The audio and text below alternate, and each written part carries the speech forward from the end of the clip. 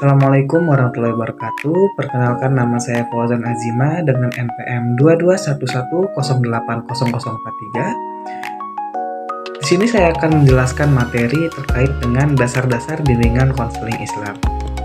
Yang pertama ada konsep dasar bimbingan konseling Islam. Di situ materi terkait dengan perkembangan teori bimbingan konseling. Perkembangan teori bimbingan dan konseling sejalan dengan dinamika kehidupan manusia dan kemajuan ilmu pengetahuan. Seiring perubahan zaman, permasalahan manusia semakin kompleks sehingga menuntut pendekatan konseling yang terus berkembang dan menyesuaikan kebutuhan individu. Pada awalnya, perkembangan teori bimbingan dan konseling banyak dipengaruhi oleh pendekatan yang berkembang di dunia barat. Beberapa aliran besar yang menjadi dasar konseling antara lain psikodinamik, behaviorism, humanistik, dan multikultural. Dalam konteks Islam, Al-Quran menjadi landasan utama dalam pengembangan konseling Islami. Al-Quran tidak hanya membuat hukum yang bersifat empiris, tetapi juga nilai-nilai filosofis yang relevan dengan kehidupan manusia. Nilai-nilai tersebut dapat dijadikan dasar dalam memahami hakikat manusia, baik sebagai makhluk biologis, pribadi, sosial, maupun religius. Yang kedua ada hakikat manusia. Menurut konsep bimbingan dan konseling, manusia pada hakikatnya merupakan makhluk biologis, makhluk pribadi, dan makhluk sosial. Ketiga komponen tersebut tidak dapat dipisahkan dalam memahami kepribadian dan perilaku manusia. Al-Quran menjelaskan ketiga aspek tersebut secara menyeluruh dan terpadu. Selain sebagai makhluk biologis, pribadi, dan sosial, manusia juga merupakan makhluk religius. Manusia tidak dapat dilepaskan dengan nilai-nilai keagamaan dalam menjalani kehidupannya. Sebagai makhluk biologis, manusia memiliki potensi dasar berupa insting yang mendorong pemenuhan kebutuhan hidup. Dalam perspektif Al-Quran, potensi insting tersebut dikenal dengan istilah nafsu, yang perlu diarahkan dan dibimbing agar tidak menyimpang dari nilai-nilai kebaikan. Menurut kandungan ayat-ayat Al-Quran, manusia pada hakikatnya adalah makhluk yang utuh dan sempurna, yang mencakup aspek biologis, pribadi, sosial, dan religius secara terpadu. Oleh karena itu, dalam bimbingan dan konseling Islam, manusia dipandang sebagai individu yang selalu terikat dengan nilai-nilai religius dalam setiap aspeknya. Yang kedua ada materi terkait dengan pengertian bimbingan konseling Islam. Jadi bimbingan konseling Islam menurut Ahmad Mubarak adalah proses pemberian bantuan terhadap individu agar mampu hidup selaras dengan ketentuan dan petunjuk Allah sehingga dapat mencapai kebahagiaan hidup di dunia maupun di akhirat. Bimbingan Islami merupakan proses pemberian bantuan oleh ahli seperti konselor, ustadz, buya, kiai kepada orang yang mempunyai permasalahan dalam hidup, yaitu umat muslim, agar mampu hidup sesuai dengan ketentuan dan petunjuk Allah, yaitu yang pertama ada hidup sesuai fitrahnya, yang hakiki sebagai hamba yang tugasnya hanyalah mengabdi dalam bentuk ibadah. Yang kedua, menjalani hidup dan dinamika kehidupan sesuai sunnah dan menjadikan Rasulullah SAW sebagai uswah hasanah. Yang ketiga, menjadikan Islam sebagai ideologi dan falsafah hidup dan menjadikan Islam sebagai standar ukuran apapun nilai dan norma hidupnya. Adapun bimbingan konseling Islam atau agama menurut beberapa ahli dapat dikemukakan sebagai berikut. Yang pertama ada Ahmad Mubarak. Ahmad Mubarak berpendapat bahwa yang dimaksud dengan bimbingan konseling agama adalah bantuan yang bersifat mental, spiritual, yang diharapkan dengan melalui kekuatan iman dan ketakwaannya kepada Tuhan, seseorang mampu mengatasi sendiri problemnya yang sedang dihadapinya. Mubarak juga menyebutkan bahwa yang dimaksud dengan konseling Islam adalah al-rasyad al-nafs, yang diartikan sebagai bimbingan kejiwaan, satu istilah yang cukup jelas muatannya dan bahkan bisa lebih luas penggunaannya. Bimbingan kejiwaan yang dimaksud bukan sebatas yang bersifat abstrak saja, akan tetapi melatih konseli untuk mampu memperoleh akhlak yang mulia. Yang kedua, menurut Tohari Musmar, menurut Tohari Musmar, yaitu proses pemberian bantuan terhadap individu agar menyadari kembali akan eksistensinya sebagai makhluk Allah yang seharusnya hidup selaras dengan ketentuan dan petunjuk Allah, sehingga dapat mencapai kebahagiaan baik di dunia dan di akhirat. Dan yang ketiga adalah dari pendapat Az-Zahrani. Dalam bukunya yang berjudul Konseling Terapi, menjelaskan bahwa konseling dalam Islam adalah salah satu dari berbagai tugas manusia dalam membina dan membentuk manusia yang ideal. Konseling merupakan amanat yang diberikan Allah kepada semua Rasul dan Nabi-Nya. Yang ketiga, ada tujuan dan fungsi bimbingan konseling Islam. Yang pertama, tujuan dulu. Di sini tujuan konseling Islam merupakan salah satu bentuk pelayanan yang diselenggarakan untuk membantu kelangsungan perkembangan dan kehidupan manusia. Konseling Islam berperan dalam membantu individu menghadapi berbagai permasalahan, sekaligus mengembangkan potensi dan sisi positif yang dimilikinya. Secara umum, tujuan konseling Islam adalah membantu konseli memahami posisi dan perannya sebagai individu, memiliki keberanian dalam mengambil keputusan, serta mampu bertindak secara baik, benar, dan bermanfaat sesuai nilai-nilai Islam demi kebahagiaan hidup baik di dunia dan di akhirat. Secara khusus, konseling Islam bertujuan untuk mencegah munculnya masalah, membantu konseli mengatasi masalah yang sedang dihadapi, serta memelihara dan mengembangkan kondisi positif agar tetap baik dan tidak menjadi sumber masalah bagi diri sendiri maupun orang lain. Yang kedua ada fungsi. Jadi fungsi berdasarkan tujuan umum dan khusus tadi, bimbingan dan konseling Islam berfungsi dapat dirumuskan dalam 4 fungsi utama. Yang pertama ada fungsi preventif, yaitu membantu individu mencegah timbulnya masalah dalam kehidupannya.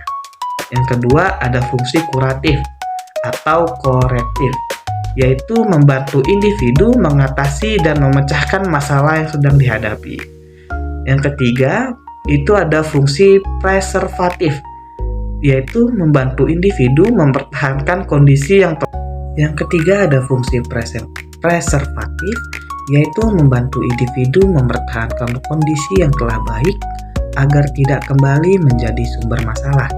Yang keempat ada fungsi development atau pengembangan, yaitu membantu individu memelihara dan mengembangkan potensi serta kondisi positif agar menjadi lebih baik dan mendukung kesejahteraan hidupnya. Yang keempat, kita masuk ke dalam materi dasar dan prinsip bimbingan konseling Islam. Dasar bimbingan konseling Islam berlandaskan pada Al-Quran dan nilai-nilai ajaran Islam sebagai pedoman utama dalam membantu individu memahami dirinya dan menjalani kehidupan. Al-Quran dipandang sebagai sumber pelajaran yang mudah dipahami dan relevan dengan berbagai aspek kehidupan manusia, termasuk sebagai landasan ilmu bimbingan dan konseling.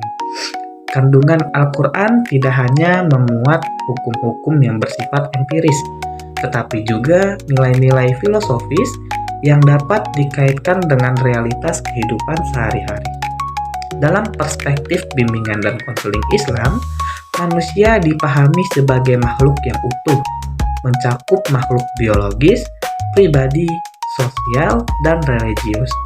Keempat aspek tersebut saling berkaitan dan tidak dapat dipisahkan. Dimensi religius menjadi landasan yang menjiwai aspek biologis, pribadi, dan sosial manusia, sehingga perilaku dan perkembangan manusia selalu terkait dengan nilai-nilai agama.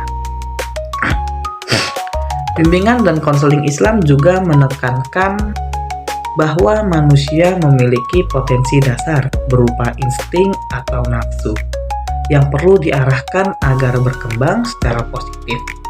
Oleh karena itu, proses bimbingan dan konseling bertujuan membantu individu mengarahkan potensi tersebut sesuai dengan tuntunan agama agar tidak menimbulkan permasalahan dalam kehidupan.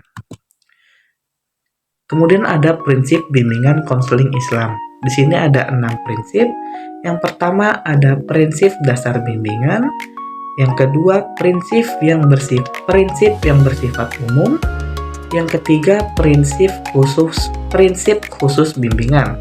Yang keempat prinsip administrasi dan organisasi. Yang kelima prinsip berkenaan dengan tujuan dan pelaksanaan. Yang keenam prinsip berkenaan dengan pelayanan. Lanjut, materi yang kelima ada asas-asas bimbingan konseling Islam. Yang pertama dalam asas bimbingan konseling Islam itu ada asas kebahagiaan dunia dan akhirat. Tujuan akhir konseling adalah kebahagiaan duniawi dan ukhrawi. Yang di sini maksudnya bahwa kebahagiaan seorang muslim bersifat sementara dan kebahagiaan akhiratlah yang menjadi tujuan utama. Yang kedua ada asas fitrah manusia. Manusia pada dasarnya membawa fitrah keimanan kepada Allah, sehingga bimbingan dan konseling Islam harus senantiasa mengajak kembali manusia memahami dan menghayatinya. Kemudian ada asas tauhid mu'idzoh hasanah. Di sini maksudnya itu konseling dilakukan dengan hikmah dan nilai keislaman. Bimbingan konseling ini kan dilakukan dengan cara sebaik-baiknya dengan mempergunakan segala macam sumber pendukung secara efektif dan efisien. Karena hanya dengan cara penyampaian hikmah yang baik sajalah maka hikmah itu akan tentram pada individu yang dibimbing. Kemudian ada asas kerahasiaan. Asas yang menuntut dirahasiakannya segenap data dan keterangan klien yang menjadi sasaran layanan. Kemudian ada asas kesukarelaan. Di sini maksudnya konseli mengikuti layanan tanpa paksaan. Yang keenam ada asas keterbukaan.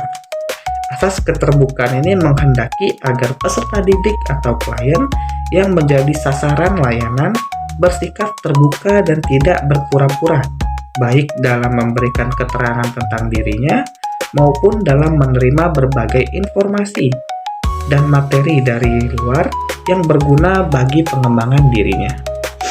Kemudian ada asas kegiatan. Di sini konseli harus aktif dalam proses pembimbingan yang menghendaki agar menjadi sasaran layanan dapat berpartisipasi aktif dalam penyelenggaraan atau kegiatan yang dimana konselor perlu mendorong dan memotivasi klien untuk dapat aktif di setiap kegiatan konseli yang diberikan kepadanya. Kemudian ada asas kemandirian. Di sini asas kemandirian menunjukkan pada tujuan umum bimbingan dan konseling, yaitu peserta didik sebagai layanan atau kegiatan dalam bimbingan dan konseli diharapkan menjadi individu-individu yang mandiri dengan ciri-ciri mengenal dirinya sendiri dan lingkungannya serta mampu mengambil keputusan dan mengarahkannya serta mewujudkannya. Kemudian ada asas kekinian yang dimana fokus pada masalah yang sedang dihadapi saat ini. Kondisi masa lampau dan masa depan dilihat sebagai dampak dan memiliki keterkaitan dengan apa yang ada dan diperbuat oleh klien pada saat sekarang. Kemudian ada asas kedinamisan. Asas kedinamisan ini menghendaki agar isi layanan terhadap sasaran layanan peserta didik selalu bergerak maju, tidak monoton dan terus berkembang, serta berkelanjutan sesuai dengan kebutuhan dan tahap perkembangannya dari waktu ke waktu. Kemudian yang terakhir ada asas keterpaduan. Di sini kerjasama berbagai pihak dalam layanan BK sangat penting, baik dilakukan oleh guru pembimbing maupun yang lain. Selain menunjang harmonis dan terpadukan, dalam hal ini kerjasama dan koordinasi dengan berbagai pihak yang terkait dengan bimbingan dan konseling menjadi amat penting dan harus dilaksanakan sebaik-baiknya. Baik, terima kasih. Itu saja yang bisa saya sampaikan. Kurang lebihnya saya mohon maaf. Terima kasih. Thank you for watching. Wassalamualaikum warahmatullahi wabarakatuh.